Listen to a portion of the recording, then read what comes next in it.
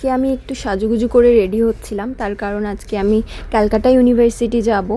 আর প্রত্যেকবার এর আগে আমি অনেকবারই গিয়েছি, বাট যতবার গেছি দিদির সাথে গেছি, এই প্রথমবার আমি একা যাচ্ছি। তো নিজের কাজে যাচ্ছি না, যাচ্ছি অ্যাকচুয়ালি দিদির ফর্ম জমা দেওয়ার জন্য।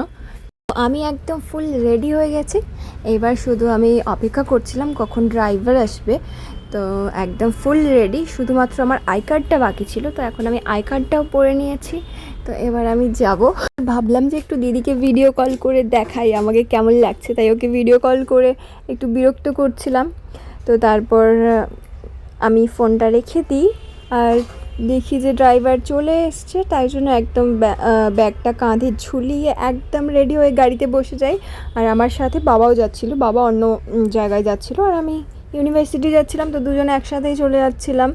তো এই যে দেখো আমাদের স্প্ল্যানেডের যে মসজিদটা, টিপু সুলতান মসজিদ, তো আমরা খুবই বাবা আর মেয়ে দুজন গল্প করতে করতে যাচ্ছিলাম। দেখতে দেখতে চলে আসি ক্যালকাটা ইউনিভার্সিটিতে। এই পেছন গেট বলছি, সরি, পেছনের দিক রোডটা দিয়ে আমরা ঢুকি। আমার ভীষণই বোরিং লাগছিল, তার কারণ আমি জানি না কতটা কি টাইম লাগবে, অনেকটাই জ্যাম ছিল, তো সে কারণে গাড়িটা সামনের দিকে রাখা হয়েছিল, তাই আমাকে আবার হেঁটে হেঁটে আসতে হয়েছিল। তো ফাইনালি আমি চলে এসেছি।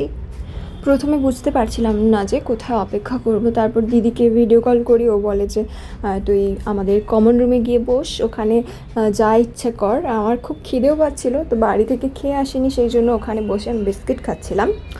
তারপর ভাবলাম কমন রুমের ওই উইন্ডো থেকে একটু দেখা যাক নিচে কি হচ্ছে না হচ্ছে। দেখলাম যে নিচে ড্রাইভারও দেখলাম দাঁড়িয়ে রয়েছে, আর ওপর থেকে নিচের ভিউটা খুব সুন্দর লাগছিল। অনেকক্ষণই আমি এখানটায় দাঁড়িয়ে ছবি টবি তুললাম। তো এই যে দেখো নিচের ওই লোগোটা দেখা যাচ্ছে, ক্যালকাটা ইউনিভার্সিটি, কলিকাতা বিশ্ববিদ্যালয়। আর গাড়ি ঘোড়া সারাক্ষণ যাচ্ছে, ভীষণ সুন্দর লাগছিল ওপর থেকে ভিউটা। তো তার মধ্যেই দেখা যায় যে এই গাছটাকে আমি দেখতে পাই, এই গাছে দেখছি ফল ফুল হয়ে রয়েছে, কিন্তু গাছটা কি আমার জানা নেই, যদিও আমি আমার অনেক গাছ সম্পর্কে জানা রয়েছে, বাট এই গাছটা সম্পর্কে আমার তেমন কিছু জানা নেই। তো তারপর আমাদেরকে বলা হয় যে অফিস রুমের অপোজিটে একটা রুমে বসে অপেক্ষা করতে, তারপরে দেন ফর্ম জমা হবে। তো আমি তারপর ফর্ম জমা করতে গিয়ে দেখি যে আমার কিছু ডকুমেন্টস বাড়িতে রয়ে গেছে, তাই জন্য আমি আবার ওখান থেকে চলে আসি বাড়ি আসার জন্য। যখন দেখি যে ড্রাইভার নেই, তখন আমার মাথাটা ভীষণ গরম হয়ে যায়, তার কারণ এমনি ফর্ম জমা হয়নি, তার মধ্যে ড্রাইভার কোথায় দূরে চলে গেছে। তারপরে দেখি ড্রাইভার আসছে, দেন আমি আর বাবা দুজনে মিলে ভাইয়ের স্কুলে গেলাম। ভাইকে ওখান থেকে নিয়ে তারপর গাড়িতে তুলে নিই।